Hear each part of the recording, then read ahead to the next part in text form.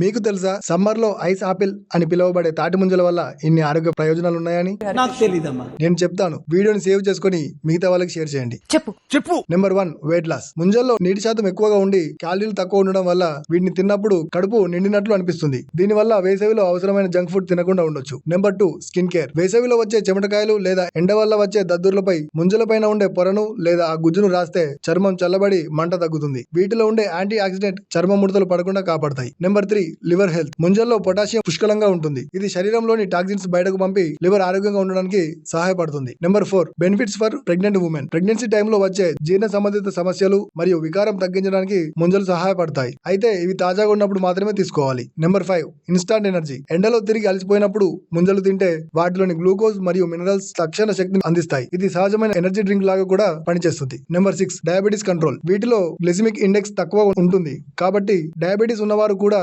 పరిమితంగా వీటిని తీసుకోవచ్చు. వీడియో నచ్చితే తప్పకుండా లైక్ చేయండి.